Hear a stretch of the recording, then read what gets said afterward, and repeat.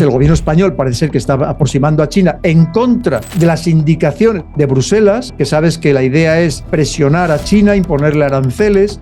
Claro, China lo que ha dicho es que si hay algún país que no siga las instrucciones de Bruselas y sea más generosa con ellos, por así decirlo, con este país sí que va a tener buenas relaciones comerciales, va a invertir en este país, que parece ser el acuerdo que está llevando ahora mismo el señor Pedro Sánchez con China. ¿Tú crees que las relaciones que tiene nuestro presidente Pedro Sánchez con China y estos acuerdos que puede llegar pasar factura en Europa? Pues España se puede quedar un poco descolocada y encima con otro problema, que no olvidemos que el presidente del gobierno, el señor Pedro Sánchez, se ha postulado claramente en contra de Donald Trump.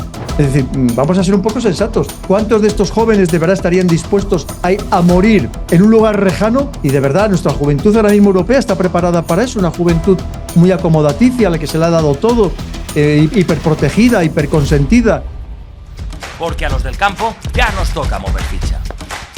Estamos listos para cambiar las reglas del juego. Con Luis Carrasco.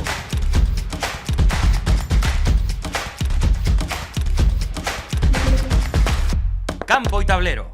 Buenos días, buenas tardes y buenas noches. Les doy la bienvenida a un nuevo episodio de Campo y Tablero, el programa donde el sector ganadero en España e Hispanoamérica habla de geopolítica, economía, mercados. Es decir, no vamos a hablar, o no solemos hablar en este programa de cosas técnicas, de vacunas, de bioseguridad ni de producción, sino de nuestro futuro como sociedad y como ganaderos.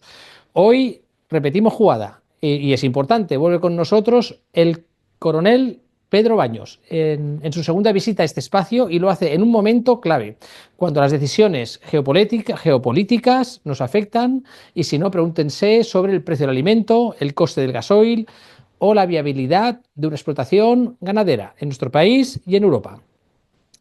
Tocamos el gran tema de la semana, que ha hecho, lo que ha hecho ha sido hacer correr ríos de tinta, que es el supuesto plan de paz plan de paz o alto el fuego para Ucrania, que anunciaban el presidente americano Donald Trump y su homólogo ruso Vladimir Putin.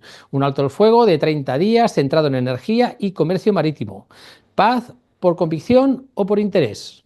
¿Hace falta que se lo digamos? En cualquier caso, una reflexión que nos hacemos aquí en nuestro sector, los que trabajamos en el campo, es por qué cada vez que se habla del conflicto, el grano, los fertilizantes, que siempre están en medio, casi nunca salen en la foto. Pues eso, Europa como siempre, llena de discursos, cumbres, etcétera, etcétera, etcétera, y pocas soluciones reales. Macron, presidente francés, apoya, Putin amenaza y mientras tanto los costes de producción siguen al alza, sin que nadie se haga cargo del asunto. Déjame pasar al primer tema, que no hemos avanzado, déjame pasar al primer tema, que es un tema que además... Pues, sí. Si me permites, fíjate, Luis, ahora mismo para mí el primer tema, ¿sabes cuál es? El tema de China y Europa. Vale, por encima, es verdad que ahora mismo se están llevando, ahora mismo, esta misma tarde se están llevando a cabo la reunión en Riad, en Arabia Saudí, entre una delegación estadounidense, otra delegación rusa, para ver si terminan de matizar este acuerdo de paz para Ucrania.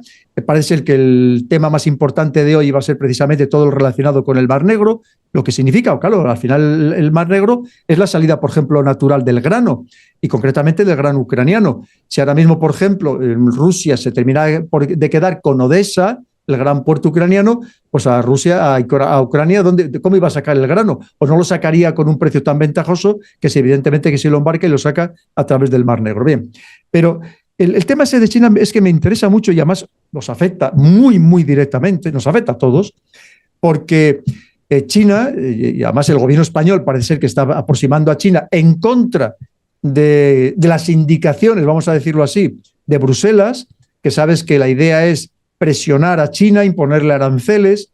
También es verdad que a su vez presionado por Estados Unidos, que no quiere que, por ejemplo, aquí se implanten los sistemas tecnológicos chinos, como puede ser el 5G chino, los dispositivos Huawei o ZTE. Pero, claro, China lo que ha dicho es que si hay algún país que no siga las instrucciones de Bruselas y sea más generosa con ellos, por así decirlo, con este país sí que va a tener buenas relaciones comerciales, va a invertir en este país, que parece ser el acuerdo que está llevando ahora mismo el señor Pedro Sánchez con China, y China ayer mismo venía una noticia en el periódico El Mundo, por ejemplo, de lo que pretende invertir China si lo consiguen, llegan a este acuerdo, porque ahí nos afecta mucho al tema agrícola, que es el tema porcino. como bien sabes, Luis, algo que tú dominas muy bien, porque sabes que ya de hecho ya fue el presidente Sánchez, ya fue a China para intentar, cuando aquí China dijo, pues entonces no compro nada a nadie, si a mí me imponen aranceles la Unión Europea, y fue precisamente para decir, bueno, vamos a ver si nosotros, oye, que no tenemos nada que ver con esto, o a ver cómo relajamos esta situación, porque a España nos interesa mucho no solo que China invierta en España, sino que le podamos seguir vendiendo nuestros productos, y en este caso muy concreto, todo el tema del sector porcino. Entonces, fíjate, Pedro, es que este tema es muy importante. Discúlpame, tengo que decir que España el 50% de lo que produce de cerdo lo exporta. Y China es su principal cliente. Es decir, si cerramos, si se cierran o se ponen aranceles al cerdo español allá, podría ser catastrófico. No, fíjate, aranceles o que decidan no comprarlo aquí y comprarlo en otro lugar, que puede ser en Brasil, por decirte algo, ¿no? Sí. Entonces, te quiero decir que es que ese tema es clave, absolutamente clave, porque nos podía hacer un daño tremendo. Entonces, es verdad que esto, pues cada país, que me parece muy bien, cada país tiene que buscar sus propios intereses y satisfacer los intereses de sus ciudadanos y de sus industrias, que son de lo más variadas. Por eso te decía, y luego me ha llamado la atención, sabes que el pasado día 18 la Unión Europea ha publicado el libro blanco de la defensa, la preparación para la guerra, poco menos, el rearme y la preparación para la guerra. Porque lo dicen así de abierto. Te dice que Rusia está en guerra, lo dicen abiertamente ese texto, dice que Rusia está en guerra con Occidente. No sé dónde se lo saca, pero lo dicen así.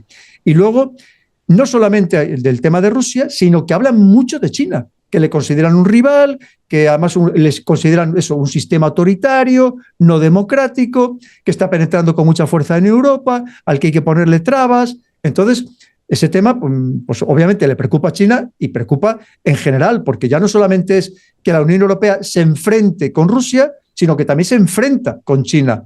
Y además, no lo olvidemos, que también dice ese documento, dice que encima ya no podemos confiar los europeos en Estados Unidos y que nos tenemos que valer por nosotros mismos. Es decir, que resulta que estamos 27 países desunidos, 27 países tremendamente diversos, una verdadera torre de Babel, como estamos comentando, y resulta que nos enfrentamos con China, con Rusia y con Estados Unidos. Pues claro, es que lo podemos pasar mal. Y lo mismo, aquí cada país va a buscar a su propia solución. Hungría no se va a separar de China, otros países lo mismo tampoco. Estados Unidos lo ha conseguido, que lo que antes, lo que se llamaba el 17+1, que era 17 países de la Unión Europea más uno, que es China, que habían llegado a una serie de acuerdos, entre otras cosas, para el tema de las rutas de la seda terrestre y marítima, que ha conseguido que, por ejemplo, los 3 países bálticos se salgan de estos 17+1, Italia por lo menos parcialmente también. Pero claro, aquí viene la otra parte de lo mismo. ¿Qué va a pasar con Estados Unidos? Y Estados Unidos, yo lo que me temo es que va a hacer lo mismo que China. Va a decir, oye, el país europeo, que no la Unión Europea, que no me interesa negociar con ellos, porque entre otras cosas no sé ni a quién dirigirme en este batiburrillo que tenemos aquí montado, que si la Comisión, que si el Consejo o que si la alta representante de la política exterior. Y entonces lo que va a hacer es negociar país con país. Y lo mismo, decir, voy a imponer aranceles, pero no a la Unión Europea, voy a imponer aranceles al país que no se someta a mi voluntad, como se ha sometido pues, a Europa hasta ahora, después de la Segunda Guerra Mundial. Entonces lo mismo, es que es el momento de estar muy abierto, o sea, con la mente muy abierta, con los ojos muy abiertos, muy espabilados, Luis, porque tenemos que ver cómo nos afecta todo este cambio que está habiendo tan profundo a nuestros intereses. Y en este caso concreto, lo que hemos defendido y seguiremos defendiendo, y sabes que yo soy un gran defensor. De hecho, en el canal voy a hacer ahora varios programas dedicados a estos temas, precisamente.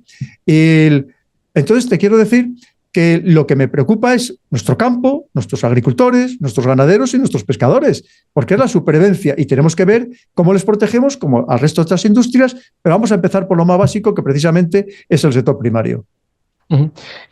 Sí, dices o acabas de decir que temes que Estados Unidos venga a negociar país por país.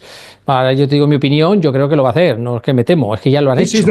En el pasado ha sido así. Cuando Bush quería montar la guerra en Irak, pues se fue a hablar con Aznar, con la famosa foto y esa imagen de las Azores, ¿no? Iba país por no iba a la Unión Europea, y a otros países el que veía un poquito más desestabilizado que podía influenciar, pues iba, y es lo que van a hacer otra vez. O sea, totalmente. Ir uno por uno y a ver quién... Y como no, seguir desestructurando y desuniendo una Unión Europea que cada vez está un poquito más desunida, socialmente y políticamente, y que no sé si vamos a conseguir algún día tener un ejército común realmente. Eso ya no lo tengo tan claro. No lo tengo tan claro. No, mira, No lo vamos a tener, Luis, porque un ejército sirve a un Estado. Y aquí no somos un Estado ni un supraestado. Antes tú lo decías, ¿en qué idioma se iba a coordinar ese ejército? Ya vamos a empezar por ahí. Pero luego, ¿quién lo iba a mandar? ¿Cómo sería la cadena de mando? ¿Qué fuerzas lo integrarían? ¿En qué misiones se iban a dedicar? ¿Quién iba a tomar las decisiones? Claro, porque aquí Francia, ahora va a haber otra reunión, otra vez en Francia. Francia quiere ser el que lleve la voz cantante. Pero aquí hay otra serie de países que dicen, ojo. Alemania ahora dice que también se va a rearmar hasta los dientes. Tenemos una Polonia que su objetivo es ser, sin una fuerza importante en Europa, ser la primera fuerza de toda Europa, incluyendo el ejército. Dice que quiere tener más de 500 000 de soldados.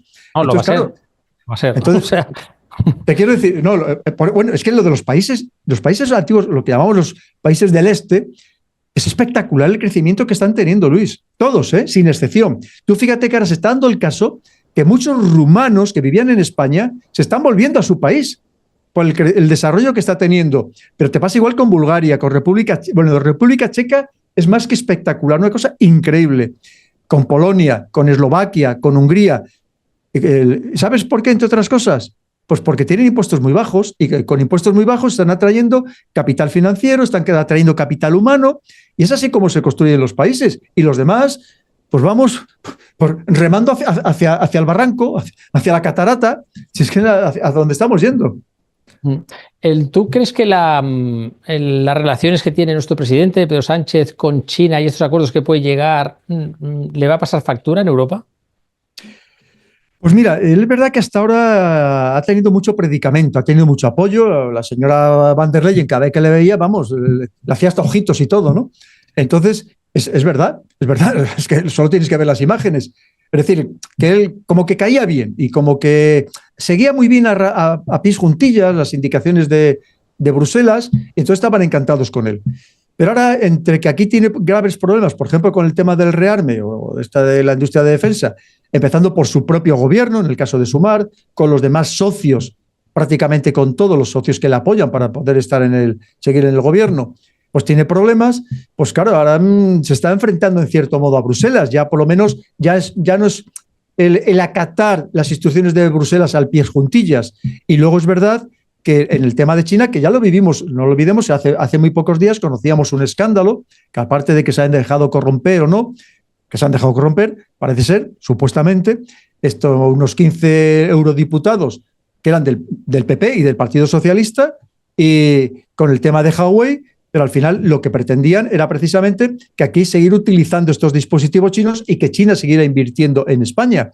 Entonces, en contra de, por ejemplo, las presiones por parte de Estados Unidos a la Unión Europea, que ya había conseguido a través de sus servicios de inteligencia, sus servicios diplomáticos, que una serie de países europeos, al menos oficialmente, en lo que son las administraciones públicas, que ya no se utilizaran estos dispositivos chinos. Es decir, que aquí estamos viviendo una gran pelea geopolítica, mucho más de la que somos conscientes, porque obviamente el ciudadano normal no tiene por qué percibirlo en su día a día, pero estamos en esa gran pelea geopolítica muy grande, Luis, entre otras cosas, porque vemos que China, y tú has estado recientemente en China, es que está avanzando tanto, que es que ellos son el primer mundo.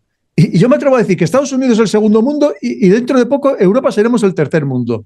Porque esa es la realidad. Estamos quedándonos muy atrás. Y encima aquí ahora resulta que todo el gasto lo vamos a hacer en defensa, que no sé qué vamos a comprar ni qué vamos a construir, cuando los demás, fíjate, ya están con aviones de sexta generación, en fin, con unos adelantos absolutamente apabullantes, sea en computación cuántica, en inteligencia artificial y en tantísimas cosas, ¿no?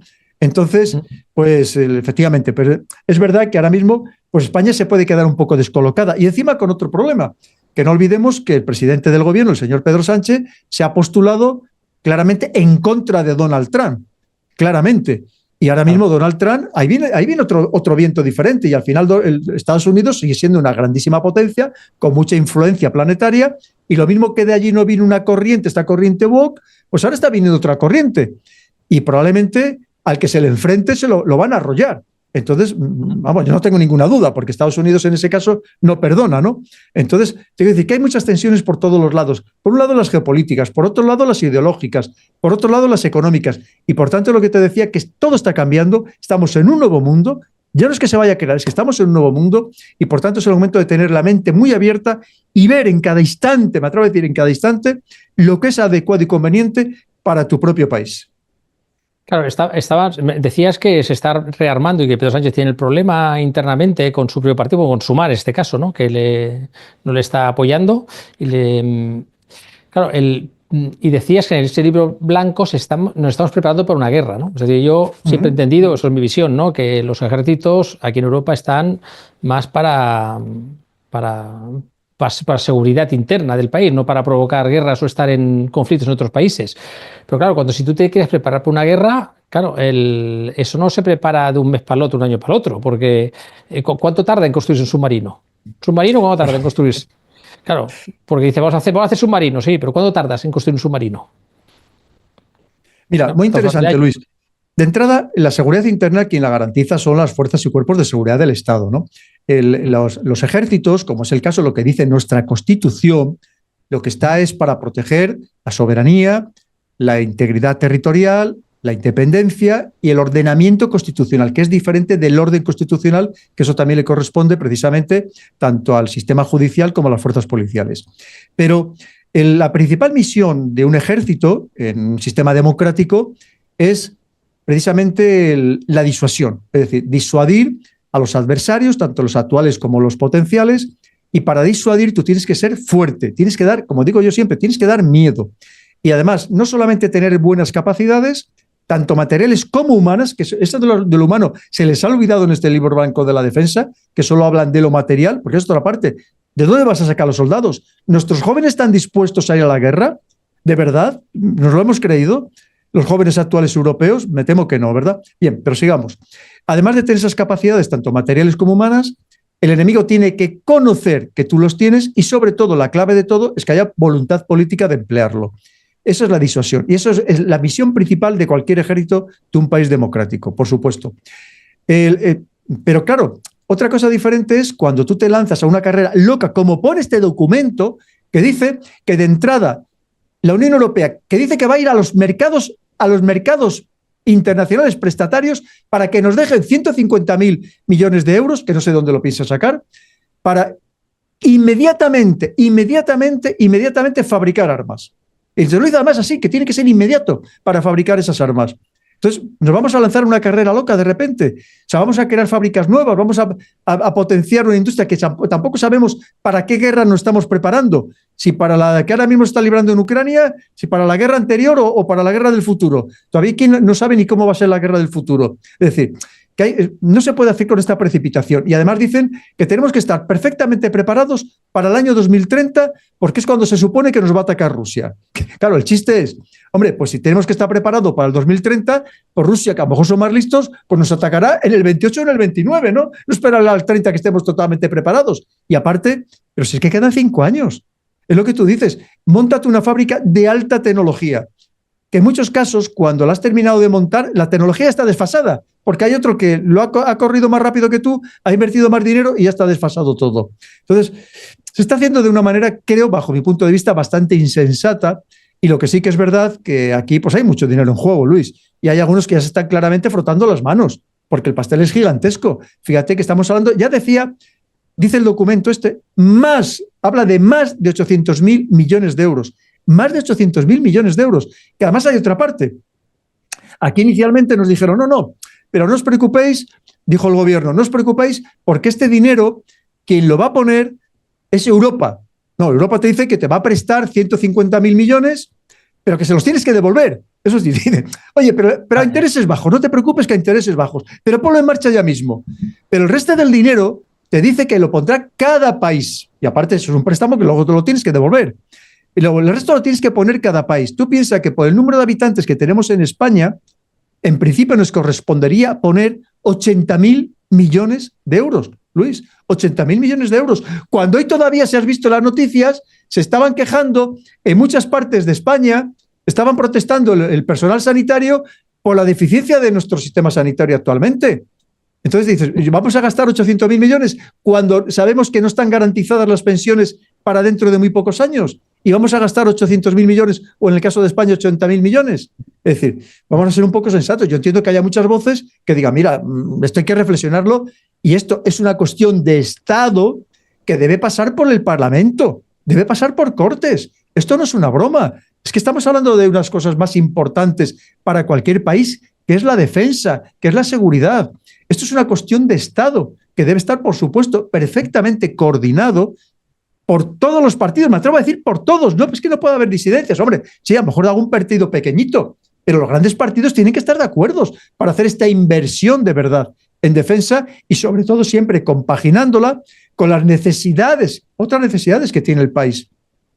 Y además hay que explicarlo muy bien a la ciudadanía, para que la ciudadanía lo asuma de una forma razonable, evidentemente, y que sea consciente de que efectivamente habrá que gastarlo si es que es necesario. Pero lo primero que habrá que detallar, los tienen que detallar, es cuál es exactamente la amenaza, que todavía no nos lo han dicho. Dice, es que Rusia mañana nos puede matar a todos. Bueno, pero me tendrás que explicar por qué, dónde va a empezar, cuáles van a ser los pasos que va a dar. Eso me lo tendrás que aclarar un poco más. No me sirve solamente que me lo digas de esa manera tan sumamente genérica en 2 palabras. En fin, ya te digo que a mí me parece que estamos corriendo un poco, haciendo un poco el símil agropecuario, estamos corriendo un poco como pollo sin cabeza, Luis.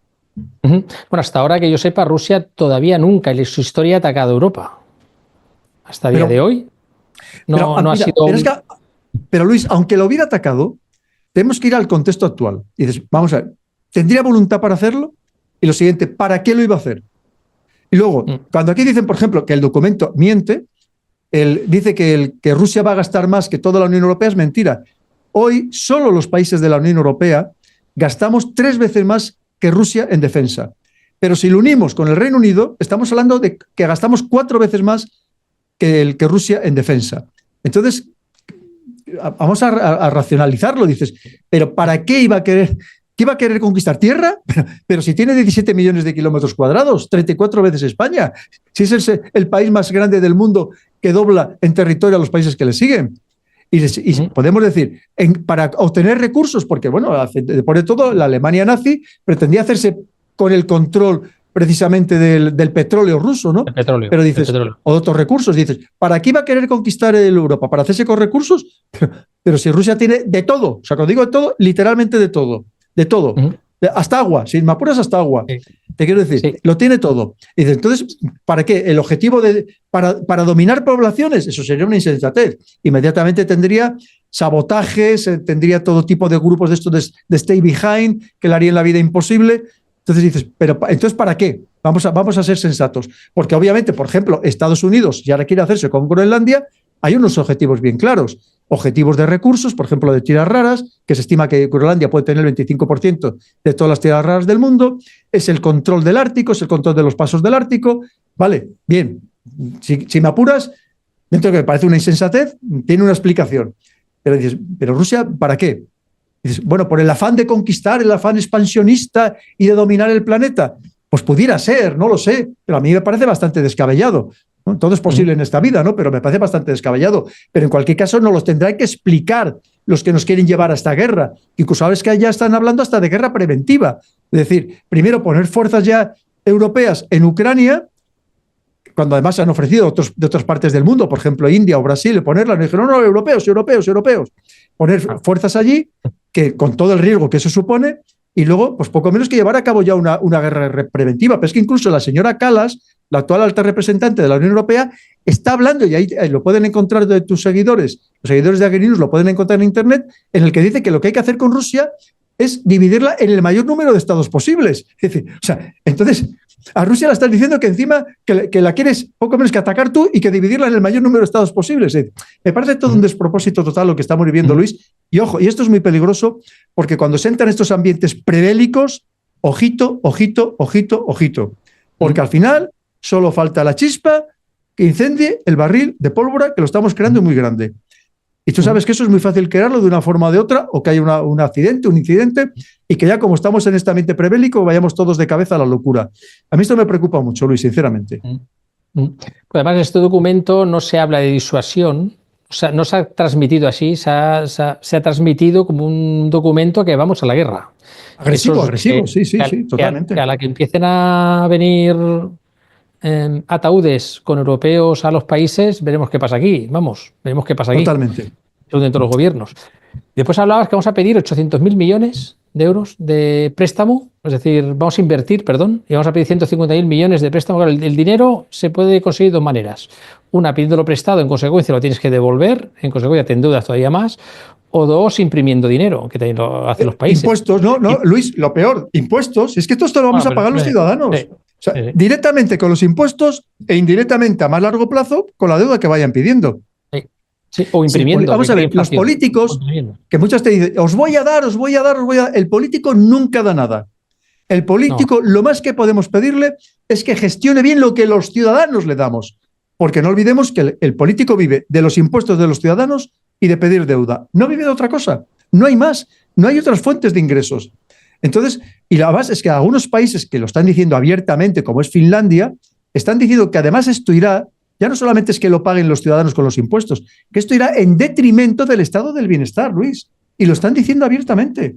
Es decir, es que esto me parece una locura cuando aquí hemos presumido precisamente de lo que nos ha costado conseguir este estado del bienestar y que ahora vayamos a la guerra en detrimento del estado del bienestar. Oiga, me tendrá que explicar a mí, efectivamente, que yo ahora mismo estoy en una amenaza existencial, que mañana me van a matar. ¿Y por qué me van a matar? Porque si no, yo, desde luego, el miedo yo sé que funciona, es un gran controlador social, pero oiga, no me meta tanto miedo sin darme una explicación, por lo menos a los que algo sabemos de estos temas, Luis, que yo entiendo que a lo mejor otras personas, oye, que no tienen por qué saber, pues como yo no sé de muchísimos temas, pues sea más fácil engañarlas, pero a los que algo sabemos, oiga, explíqueme usted por qué esto para mí es una amenaza existencial, si de verdad mañana Rusia va a pasar los Pirineos y nos va a matar a todos los españoles y tenemos que antes de que nos pase eso lanzarnos un ataque preventivo, pues pero explíquemelo claramente, si no es que no me creo nada.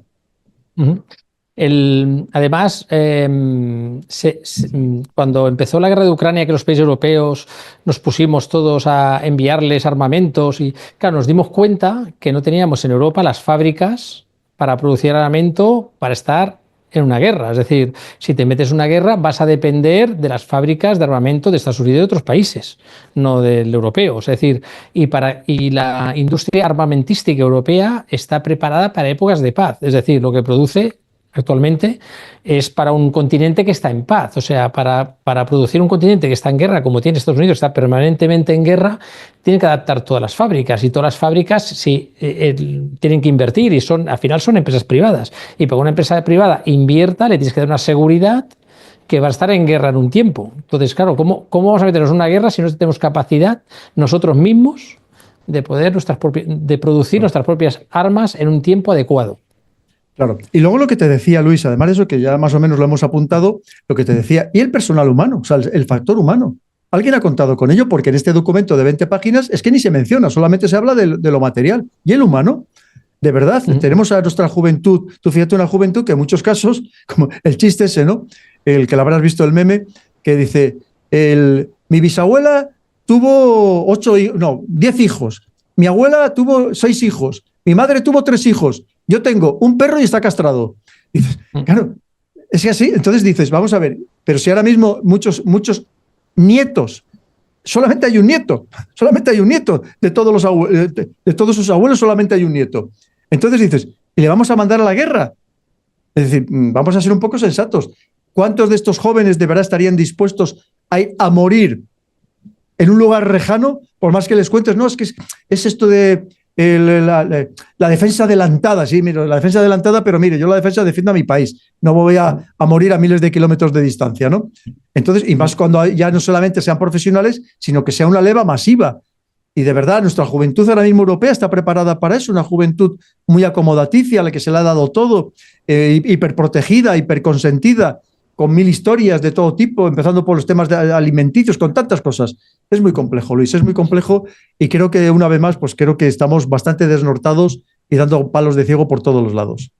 Sí, yo a los que quieran crear guerras aquí en Europa y lo hagan con este objetivo, les invitaría a visitar las iglesias en Francia. Las iglesias en Francia tienen siempre una cruz fuera, todos, que hablan de la Gran Guerra, que la Gran Guerra no es la Segunda Guerra Mundial. O sea, la Gran Guerra es la Primera Guerra Mundial y están todos los nombres y apellidos ahí de todos los muertos en la Primera Guerra Mundial en Francia, que están todos con nombre y apellido, están todos marcados allí. Hay a veces apellidos que se repiten hasta 4 y 5 veces, es decir, que una familia entera falleció en esa guerra. Entonces, ya mucho yo les recomendaría que se vayan a Francia, miren estas cruces, que todas las tienen, con todos los fallecidos en el pueblo, en ese pueblo, ¿no?, de Francia, para que se planteen cómo nos vamos a plantear una próxima guerra con Rusia y con China, ¿no? Así con Rusia es. y con China. No, con China. Aparte, y además, de lo que estamos hablando. Enfadados con Estados Unidos. Y enfadados con Estados Unidos. Eso, ya lo que nos faltaba. Y Amar dice, mira, si que de verdad quieres ser absolutamente disuasivo, oye, pues vamos a construir más bombas nucleares. Claro, y aquí no, vamos a fabricar eso. No sabemos qué cañones, proyectiles de artillería, pero ¿para qué? O sea, ¿para qué tipo de guerra o para qué guerra me estás hablando? En fin, ya te digo que hay mucho desconcierto, esa es la realidad. Bueno, pues bueno, Pedro, ha sido un placer. Llevamos un buen rato, aquí en el micro.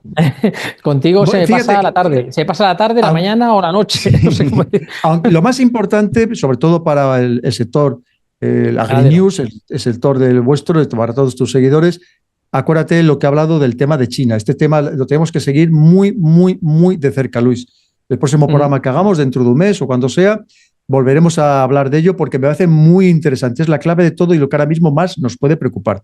Porque luego todavía lo de Ucrania no sabemos lo que va a pasar y si le va a tener Odessa, no va a tener Odessa, si va a exportar grano, no va a exportar grano, si va a entrar urgentemente a la Unión Europea y sus productos van a desequilibrar los mercados europeos, empezando por los polacos. No sabemos lo que va a pasar. Pero el tema de China es muy inminente y nos afecta muy, muy, muy directamente y muy severamente, Luis. Y creo que ese tema lo debemos seguir muy de cerca. Vale, vamos a hacer el próximo programa especial China, España, China europea. Además, tenemos un presidente que tiene muy mala fama internamente, porque la verdad es que los índices de popularidad están muy bajos, pero sabe moverse. O sea, sabe moverse las cosas como son. Sabe moverse en Europa, sabe moverse internamente en los partidos, y se va a China y sabe moverse. O sea, no sé cómo lo hace. Eso es otra cosa muy interesante que has dicho, Luis, ya para ir terminando, que es el problema que tenemos en Europa. Que además estos líderes que nos quieren llevar a la guerra, primero, rodeados de escándalos de corrupción, con unos índices de popularidad bajísimos, pero si es que no tenemos verdaderos líderes. ¿Cómo vas a seguir a un líder? ¿A cuál vas a seguir? Si es que no hay ninguno que te apetezca seguir, que ese es otro problema, como para ir a una guerra. En fin, más vale que nos olvidemos de guerras, que tenemos otras guerras todos los días que librar y no es precisamente las guerras bélicas, por así decirlo. Así que... Oye, pues ha sido un placer, Luis, y aquí quedo a vuestra disposición, que seguro que tendremos muchos temas que tratar también en el próximo programa. El placer es nuestro y de nuestro sector, Pedro. Te agradecemos que estés con nosotros aquí en Campo y Tablero y que apoyes al sector como ha sido siempre ha sido un gran apoyador del sector. Has estado en varios eventos que hemos organizado con los productores de huevos, con los productores de cerdos, y te agradecemos el apoyo que nos has brindado y la voz que nos das. Pues encantadísimo, Luis. Un placer. Pues muchas gracias. Un saludo para todos los seguidores de AgriNews. Sí, de tu parte. Gracias. Bueno, pues ya como han visto, hemos tenido en el día de hoy a Pedro Baños, el coronel Pedro Baños, un seguidor nuestro y amante de la ganadería y la agricultura, a la que agradecemos que esté compartiendo estos minutos, que son muchos minutos que comparte de forma desinteresada y lo hace además de manera excelente. Se nos va el tiempo hablando con él, porque la verdad es que es fácil. A veces tenemos que hacer entrevistas con personas que a veces cuesta un poco, tienes que ir buscando la pregunta. Aquí no, en este caso no. Con Pedro no hace ni la pregunta, él mismo empieza a hablar. Así que nos seguimos viendo aquí en el canal de Campo y Tablero con el Baños y los otros invitados que tenemos cada mes. Hasta pronto.